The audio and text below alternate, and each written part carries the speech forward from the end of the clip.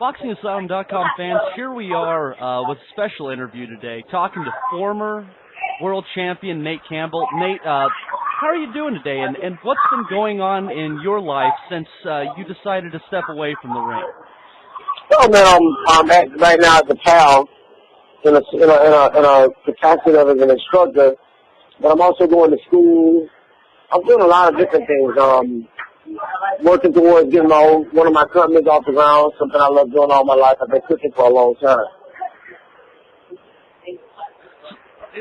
So what are you going to school for? Are you going to school for culinary arts? No, I'm actually not. I'm going to school for pharmacy technician. I'm going to school for a pharmacy technician, and then I'll probably go from there to the business side. I want to work the business side of the pharmacy. There's so much opportunity in that industry. I really can't blame you on making that call. And when I had a chance to talk to you earlier this week, and you said that something you've really been enjoying lately is working with kids. What have you been doing with your time with kids right now, and what are your goals with that? Well, right now I'm in the process of trying to get I'm getting the process of getting a grant written so that I can do a program called Books and Boxing. I want kids to be able to read as well as defend themselves boxing wise, but I would love for kids to be able to do something else. Do something else other than just box. I want them to have a life. Absolutely. And I want to be able to, I want kids to have a chance at college.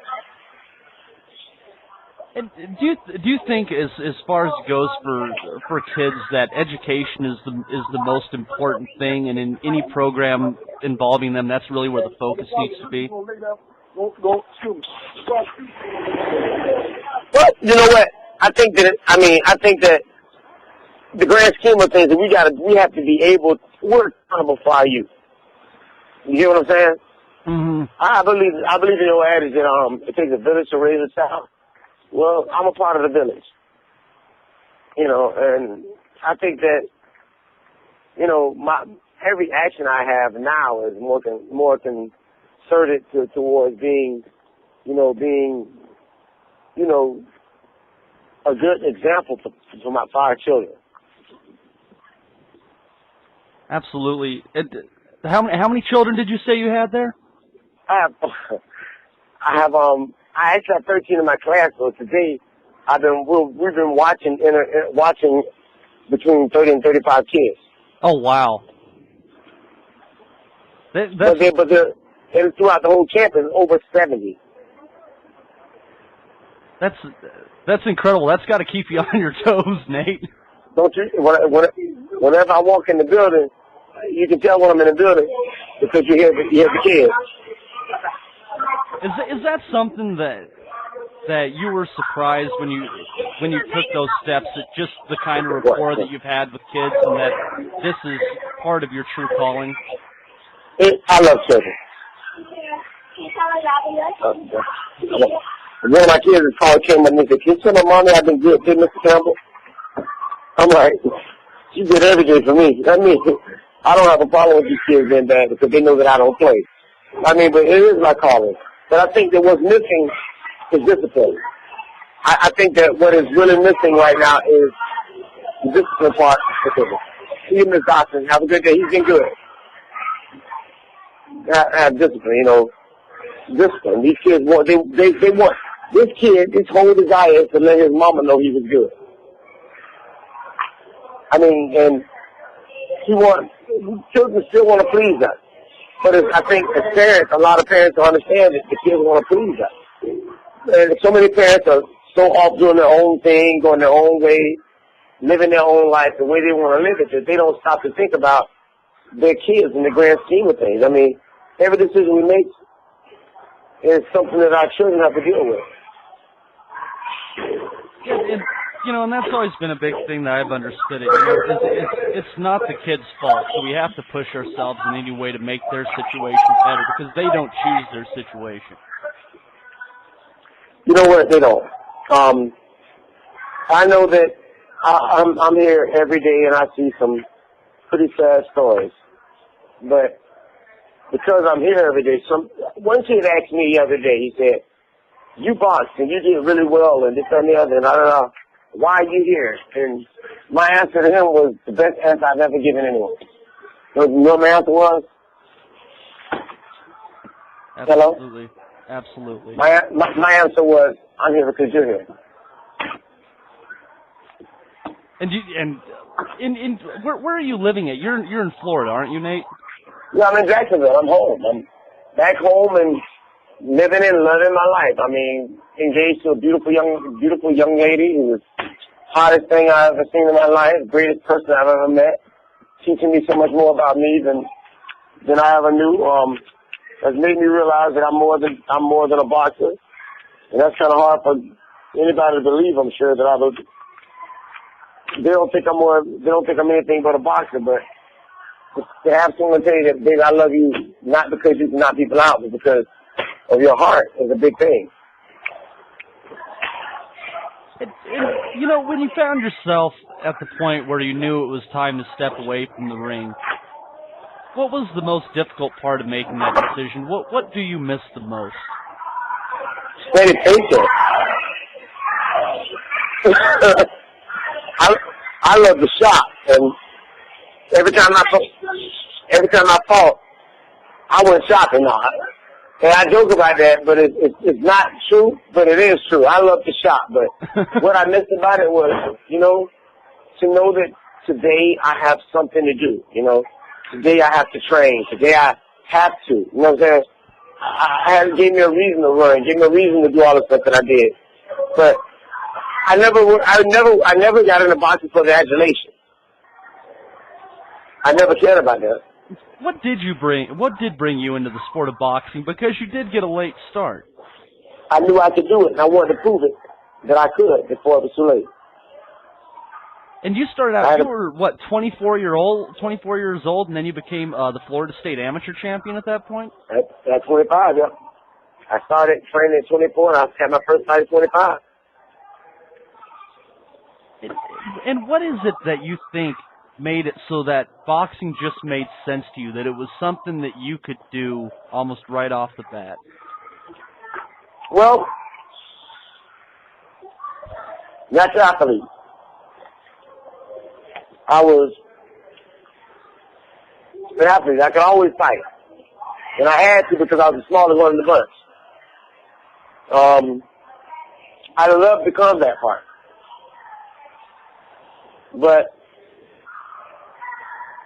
there were some demons in my life that I had to exercise.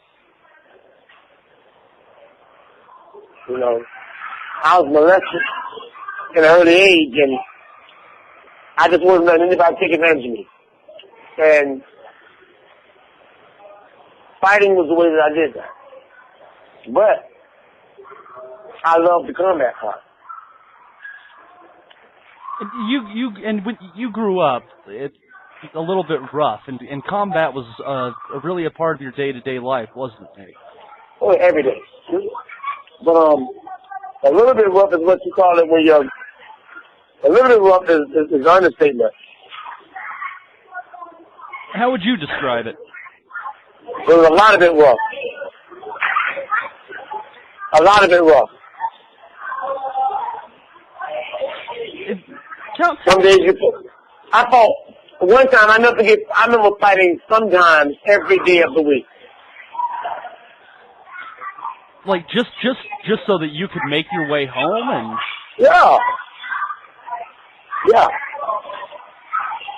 How would you describe the neighborhood that you grew up in as a child?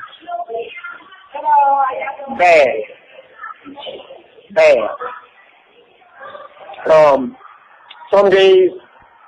Some days you played with certain guys. Some days you fought those same guys. I mean, a lot of kids were latchkey kids. Fathers were out at home, mothers were on crack cocaine. Well, not crack at the time. They were heroin addicts. Speedballs into heroin and cocaine. You know?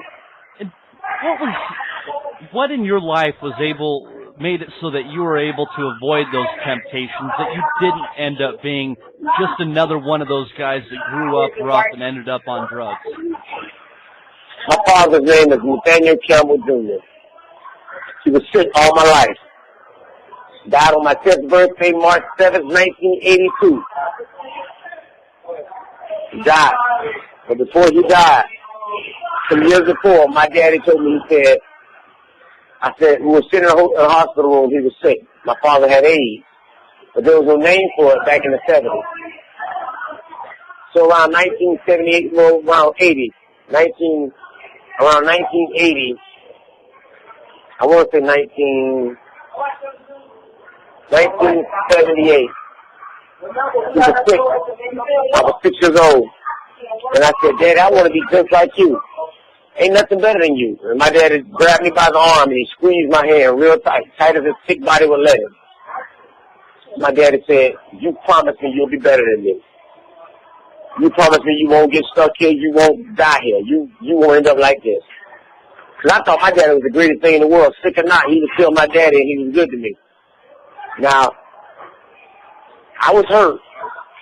And everything in me, it took everything in me to tell him that I would. But from that day forward, from that day in 1978 to this day, I'm striving to be better because I promised him that I would. And being better meant that I had to get out of the ghetto that I grew up in. And let me ask you this: if you look at back at your father and look at yourself today, what do you think would have brought him more pride? Seeing your hand raised as champion, or seeing the father and the man that you've become? Definitely the father and the man that I've become. Definitely that. Because anybody can become world champion in this day and age. Though I paid for it the hard way and I went about it the hard way, and I had to do it the hard way, he'd have been proud of my climb. He'd have been so happy at the man I become. He'd have been proud of me for coming out of everything that I fell into. He'd be happy with me, man. I just know he would. I know it now. And well, let me ask this: you did get a start late in boxing, but even though it was at an older age, what lessons did the sport of boxing teach you? What benefits did it give you that we didn't see inside the ring that were only things that mattered to Nate Campbell? What it taught me was that in life, you're only to people. What first taught me was that people love you when you're up, but they don't want nothing to do with you when you're down. Everybody loves a winner. It taught me some things about people, taught me some things about me. But the one thing boxing taught me was, through all the stuff I had to go through to get to the title, none of it made me as happy as knowing that no one can take it from me now. Absolutely. Absolutely. It's in the history books. And let's revisit those history books. When you think about the date of March 8th, 2008, what immediately springs to your mind?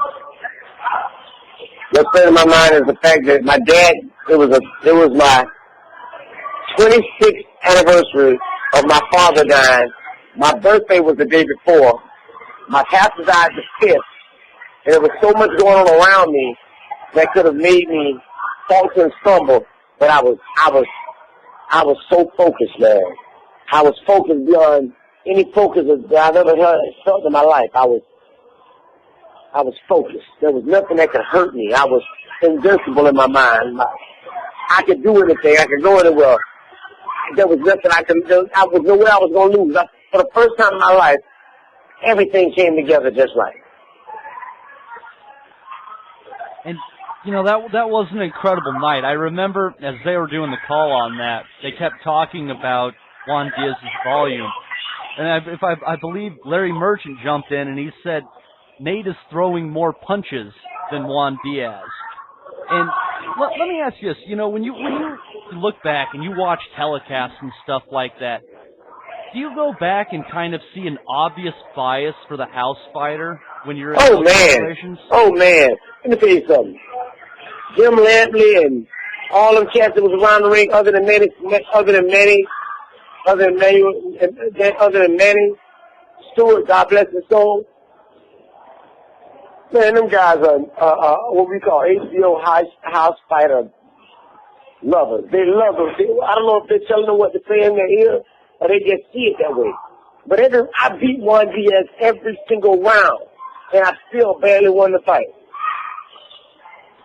What was going what was going through my mind when you knew it was a split decision at that point in time? I mean, after you did put in all that work, and then they're announcing the scores with the names, and you're waiting on that last card. What's going through your mind at that point in time? Here we go again. Here we go again. But for once, they did get it right, and when your name was read. And the bad part about it is the guy that gave the fight to Juan was a Florida official. He was what, Nate? Pardon, I missed that. The guy that gave Juan the fight was from Florida. Really? Yes. I don't have any ill will, but dude, even when I clearly beat a guy to almost the chest, I still barely won the fight. Yeah, that was just an unbelievable fight. I mean, the fact that they had it is ridiculously close. And then they also tried to get you on that bogus point deduction. Did you kind of feel like you were also battling the referee in that fight? Oh, look, man, I was fighting the referee and everything else, the elements, everything else. I was fighting it all. And let me ask you this. You talked about HBO and showing bias in these fights and stuff like that. Just to touch back on a fight in recent memory here, I've constantly gotten on people. I scored the Pacquiao-Bradley fight a draw. When you saw that fight... I didn't. I scored that fight for Pacquiao. First of all, let me tell you what happened. Not that I don't like Tim Bradley because you think I have history with him. My history is in what's right and what's wrong. It says the fight has to be effective aggression. Pacquiao was aggressive effectively. He landed the cleaner, harder shot. His defense was done. All Bradley did was run around and throw a lot of shots. That's amateur. Nobody stopped to think about, what was going on was simply this. Pacquiao, if it wasn't for Pacquiao, there wouldn't be a fight. Because Bradley would never engage really. Would Bradley have fought the same fight if Pacquiao was coming forward?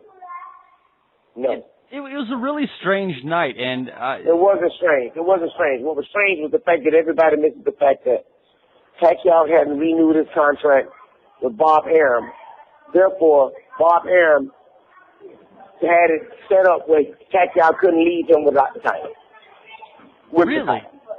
That's the way I feel. I'll always feel that way.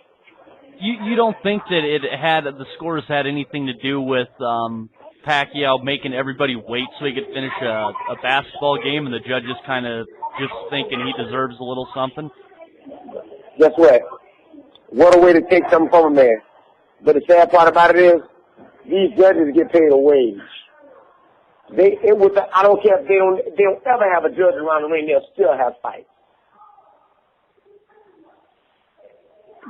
But let me ask you this: when it comes to judging, I don't think most judges know what the world they're doing.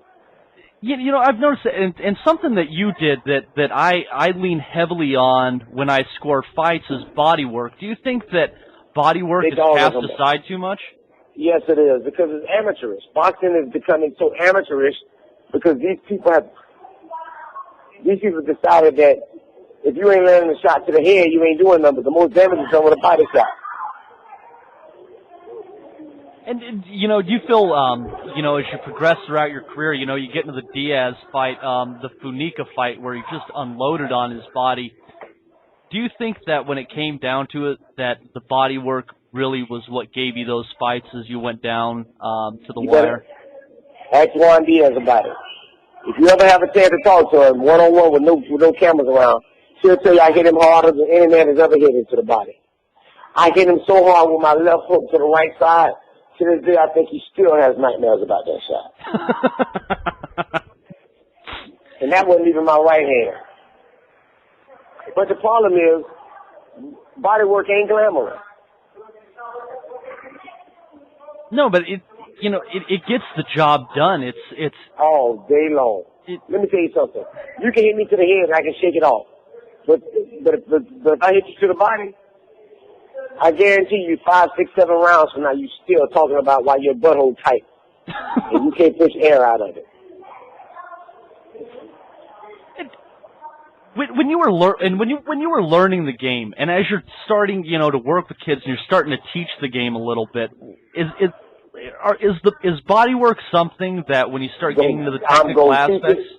I'm gonna teach it I'm gonna teach it the way they taught me.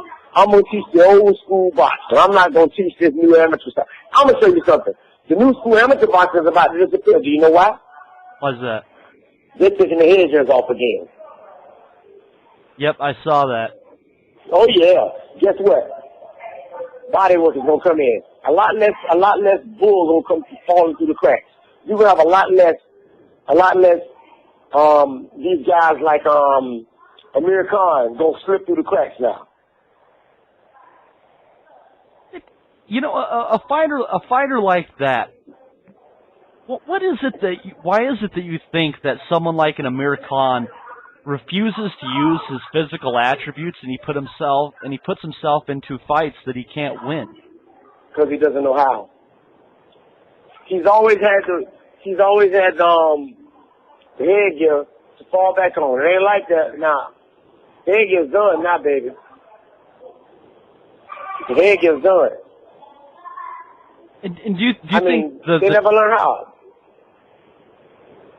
They never learn how to fight right. Man, they'll never learn to fight. Right now, they never learn to fight. Now, Nate, is Amir Khan a fighter that, when you got out of the Fanica fight, that you feel like if you had a chance to get into the ring, you could have taken him to deep waters and brought him out? I'd have knocked them out. And you know what the problem is? What's that? It's not that I can't fight. I can't get up for the guys that I am fighting. So they have an advantage. I can't get up for them. They can get up for me. There was only a few guys on this planet that I can get up for, and I never will get to fight. I won't get the Mayweather fight. I won't get the Pacquiao fight. So, for me, there's nothing left for me to stay around for. I can't get up for these guys. I'm not happy with the fights I'm getting. I mean, money be damned. I mean, I want to fight the best guys out there so I can bring my best forward. But as long as I was fighting, my best stuff was, I felt like I was fighting a guy that was worthy of me. I was able to train and perfect my craft. But now, I don't care about the belts anymore.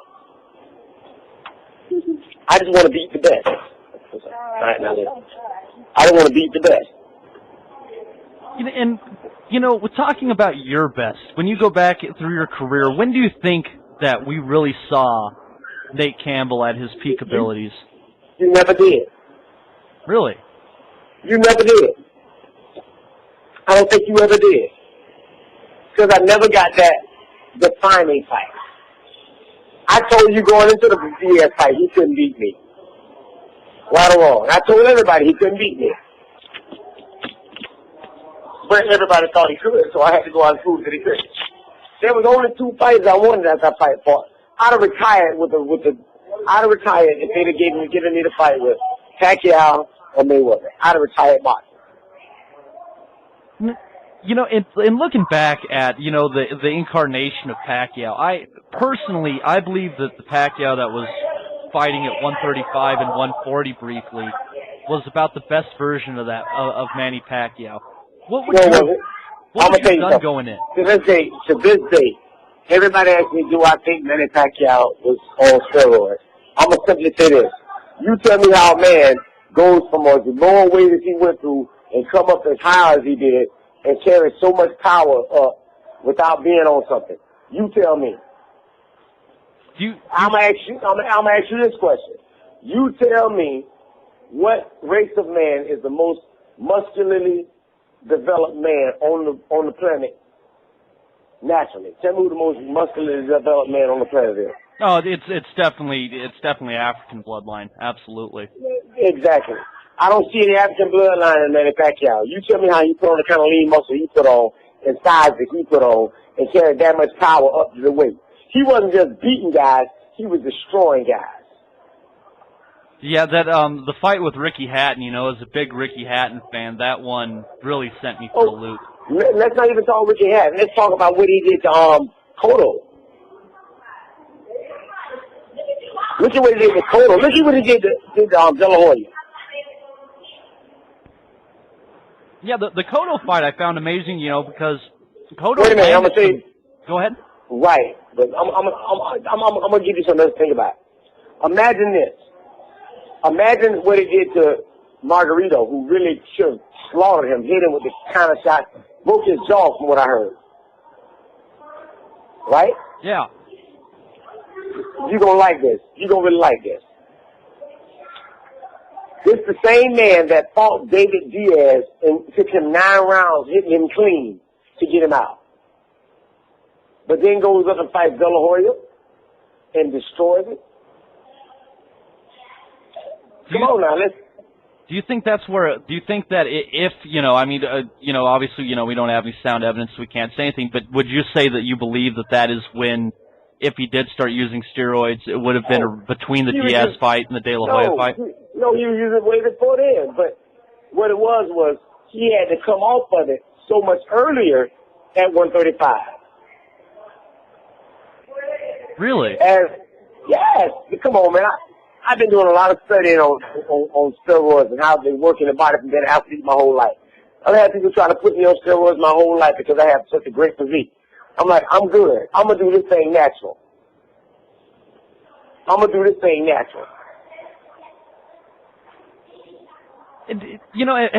you been approached in the gym, approached on the side with people offering you that little thing to give you the edge? I mean, is it something that you actually would run into during the course of your career? Oh, of course. Everybody want to make you better at the expense of your career. And let me ask you this, as the steroid technology keeps advancing and advancing, making it, I think they might be, basically ahead of where the testing is at. How many, if you were to say a percentage of the top fighters, say the top 10s in, each division, what percent of those fighters do you think are utilizing some sort of substance that is technically banned? I don't know. The sad part about it is I don't even watch it now. I don't watch. Because here's my problem. Because the rules only apply to certain guys. If they like you, the rules don't apply. If they like you, the rules don't apply. When I was coming along, and I beat Diaz, they began to they were throwing around the steroid thing on me. I didn't even drink alcohol at the time. You know what I'm saying? But for some reason they wanted to make it seem like I was a steroid user. I just couldn't get over it. That the rules don't apply to everyone. Yeah. I'm gonna show you something else that pissed me off. How Pacquiao can make a man who was champion have to drain himself all the way down to a catch weight to fight him. And the networks would agree to that. And the sanctioning bodies would too. What I find worse than that, I think you're talking about the Cotto fight there, but the fact that he picked up a 154-pound belt at 150 pounds against Margarito, who couldn't even beat Daniel Santos at junior middleweight. See, but the sad part about it is the rules don't apply to everyone the same way. And for me, I don't hate anybody. I'm not mad with anybody. I just think that I'm more about reform than I'm about, I don't care how much money you make. I just want reform. I want Washington's rules reformed where everybody gets the same treatment. Yeah, that would be one heck of a world, but it doesn't seem like we're moving that direction. We're moving another direction every day. Hey, I don't hate anybody. I love them. But, I mean, if you wanted to survive, you're going to have to make it there. Yeah. You know, and let me ask you this. When you look at yourself at your peak level of skills, who is someone in the history of boxing, not Mayweather and Pacquiao, but, you know, someone from the past that you would have really have liked to have gone in with? I mean, would you have liked to have fought a Roberto Duran at lightweight? Heck no. These are my idols, man. That's like you asked me when I want to fight one of my favorite fighters of all time, Aaron Pryor or Sugar Ray Robinson. I'd have loved to fight them, you know, in a perfect world, just to prove to myself I could do it. But I just saw so much of them. I mean, there's not many guys, and I revere the guys that came before me. I respect what they did. You know? Yeah. So let me ask you this: when you're looking at the history of boxing, and you're looking at this era right now, from a fighter's perspective, do you think that Floyd Mayweather or Manny Pacquiao is more competitive on the historical scale in fantasy fights? Hell no. Man, please.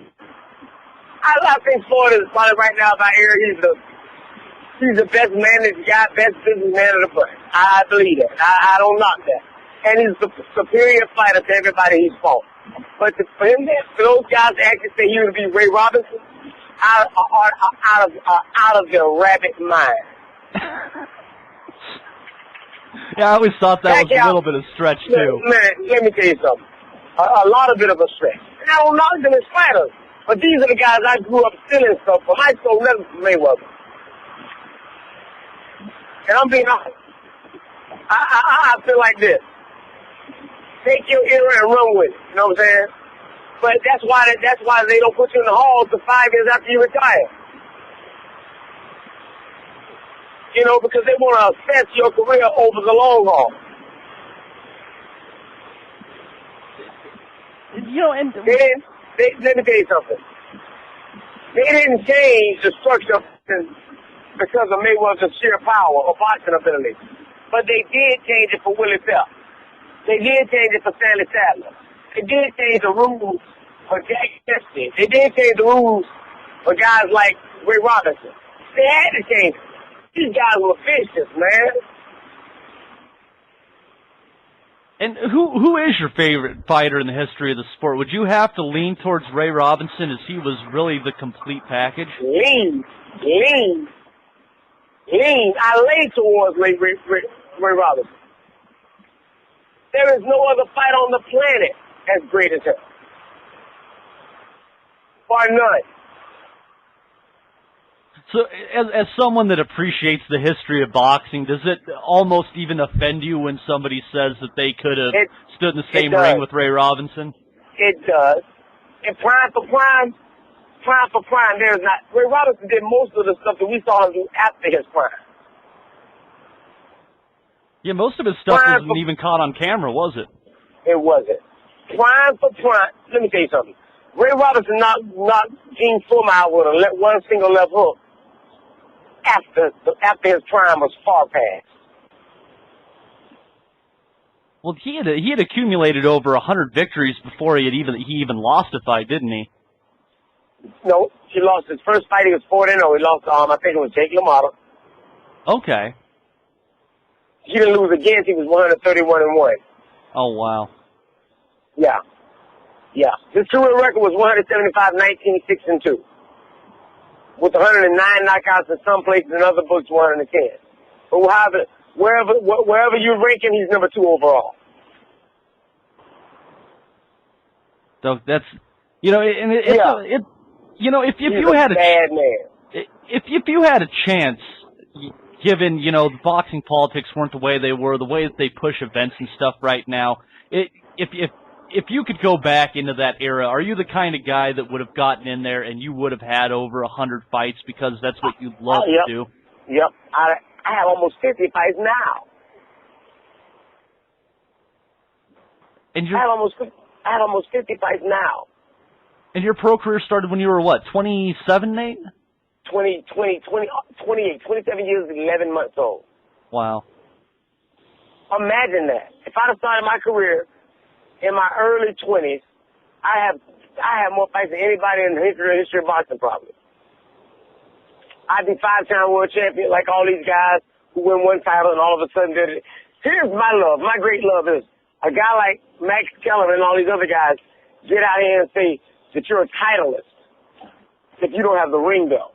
But the guy with the ring belt won't fight you. And I'm like, well, no offense. What would you know? You ain't ever had a title. You know, and if you had a chance to get a rematch with Yoel Casamayor, do you think that you would have been able to put all the belts together? Oh, man. He didn't have the belt. He wasn't holding it up. Well, he had that robbery against Jose Armando Santa Cruz where, you know, he shouldn't have even had it. Right, but he had the interim WBO title. He didn't even have the WBO title. He held me up with the interim belt.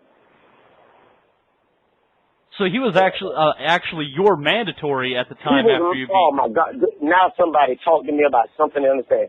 He was my mandatory. My mandatory wouldn't fight me. Let's get that established. You know, you had a chance to share the ring with him earlier in his career. Is his reputation as being one of the dirtiest guys in the sport ring true? Baby, I'm gonna tell you right now. I've never been fouled in such a manner. He headbutted me, elbowed me, and hit me with a low blow. All before I could blink twice. You know, and you growing up and fighting in Florida, being in those gyms down there, do you find it's actually those tactics are fairly common from people that grew up in the Cuban amateur system? Oh yeah. Even if they didn't grow up in the Cuban amateur system. Guys that are Cuban fighters just fight dirty. They especially if they get to lose it. Let me ask you this, though. Do you think that oftentimes that dirty fighting, when the ref isn't looking, is an art? I mean, when you look at a guy like... It is an art. Yeah, Bernard Hopkins. I'm as dirty as they are. I'm as dirty as the next guy. And I learned to be after the Casamayor fight. It was one of those you got to fight fire with fire things? From that day on. Now let me ask you this: what was one of your favorite tricks that you had up your sleeve when you had the moment where you knew you could get away with it? Our turner guy, if the referee got parallel to us, and was behind the other guy, I pound the other guy in the hip, in the balls as fast as I could, as many times as I could. And what does it do to a guy when you constantly hit him on the hip? Is that something for someone like you that likes to work the body that helps to take those wills away and let you get inside even more? Yep. It sure does. Now you got to fight me. Let me ask you, in your career, who was the most complicated fighter that you ever fought, where you're in the ring with them and you can't wrap your mind around what they're doing and figure out how to go about it? None. You don't Never had one that was complicated. Never. Even like a fighter like Ali Funica, who is so ridiculously large for his weight class. I knew what I had to do. I had to get close and overcome trying to take off all that weight. That's what I had to do. Then there was nothing complicated about that. You know, and the weight thing is something that's touched you on that moment where it was a shame and you had to give up your belts, but you only missed it that one time. It wasn't any sort of habit you had. But then you had a fighter that you're going in against, Johan Guzman, who has missed weight numerous times. He just missed weight again by 8 pounds for a 140-pound contest. As a true consummate professional, what do you think when that happens, especially when you're getting ready to fight? You have the time in the gym. You've put in the hours. You're ready to showcase yourself, and they can't even find a way to make weight and enter the ring. He even turned you down just to fight. after he could make the weight. You know what? It just shows me that the system is broken. The system is broken. The system is broken. Do you think that they need to start going into same-day weigh-ins like they used to? Yep. Because if you fight a guy like Joan Guzman, who's 8 pounds over the day before the fight, what is he the day after the weigh-in? You know, and just on that fighter, you know, he was a guy that so many people were really high on, you know, loads and loads of talent, just lacking the dedication. Do you find it just to be absolute fact that a guy like that is not taking it seriously when he can't, at his stature, he can't even make junior welter? Well, you know what? Just go to show you. What was that? Just go to show you. He may not want to eat as much as I did. It blows me away how some people they have a history of it, and you look at so many people that are dying to have that opportunity to fight for a title, and then you have these guys that just keep getting handed the opportunity over and over again. I mean, what does that do in the mindset of the guys that do go in there and they don't have the biggest promoter, but they put the time in the gym, they win their fights, and they still can't get a break despite always being professional in everything they do in the ring? Well, that's the way this game is. I got a question for you. Sure. Who do you think made the most money after the Diaz fight, me or Diaz? Oh, Diaz made a ridiculous amount of money. I mean, he had those 2 Malignaggi fights. He had the 2 Marquez fights. One of them was pay-per-view. Yeah, there was no justice in that, Nate. You're not going to get an argument off of me. So, what makes you think this broken system can ever work properly? You know, I don't know. I mean, isn't that the $1 million question? How we make all this thing work together, be fair and just? And when it does work together properly, it's usually by mistake. What do you mean by that? That it's by mistake? Is it just you get lucky and you have a couple of fighters under the same promotional banner and you can actually sort out divisions? There you go. There you go. Had a promoter tell me, say, we're just going to fight around you. And they did just that. Let me ask you this. What do you think about the top-ranking Golden Boy rivalry? Do you think that it's really as heated as it is, or they basically just have an understanding that they can make plenty of money and protect their stable while not working with each other? Whatever it is, they're making it be more important than the boxing game.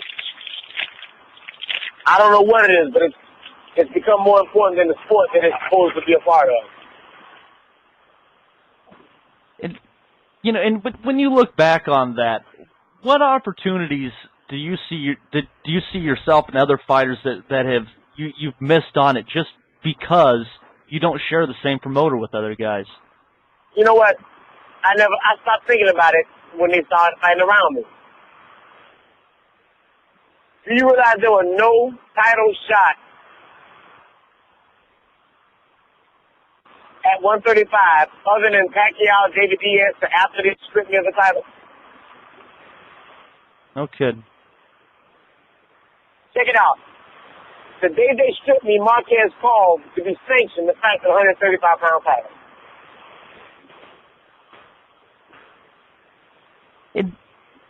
And do you think that's just that's a matter of how he's just the pull that someone like a Marquez has in the business that makes that happen, where they don't go through the proper avenues to determine through the rankings who the new champion will be in the fight to make it? Oh, he was ranked.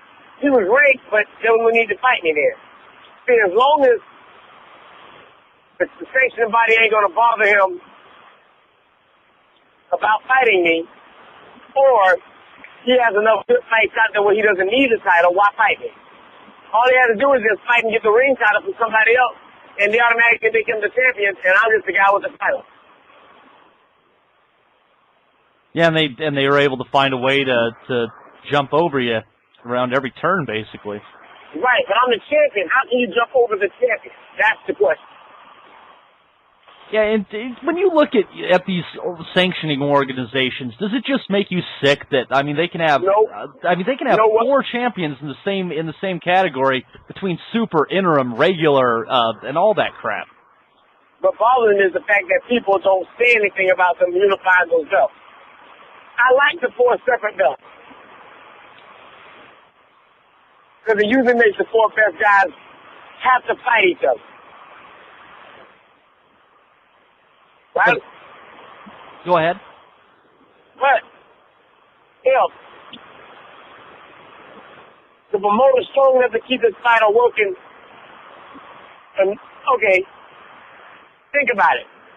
Golden Boy had a content deal with HBO. They didn't need to put those kind of fights on because they were going to get money anyway. Why fight for the title when you can make more money not fighting for it? Do you think that the amount of money that HBO and Showtime are paying out fighters has taken the luster away from even having a title, and it just turns into I can give you the biggest paycheck? Yeah. Oh yeah. And as someone that worked so hard to finally get themselves to a title and getting 3 in the same night, what do you think when all these guys just kind of cast their titles aside and they don't appreciate what it is to be a champion? They don't care. The one great moment in my life is this. I became world in boxing. I became world champion. Now, I may never make $15 million on one night boxing or $50 million boxing. But you can't take that away from me. Our world is so much about money nowadays, your esteem doesn't matter.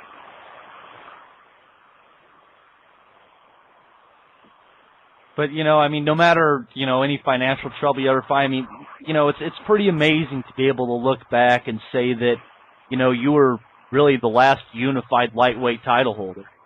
I'm in. And you know what? My daughters will make sure you know that. My babies will make sure you know that. And does that mean more to you than everything else? The fact that your kids are so proud. Let me tell you something. My daughters put a picture of me up on Instagram, and all they say to me, "Your daddy's so handsome, y'all." We think it's a funny joke. My daughters just love their daddy. Their daddy loves them.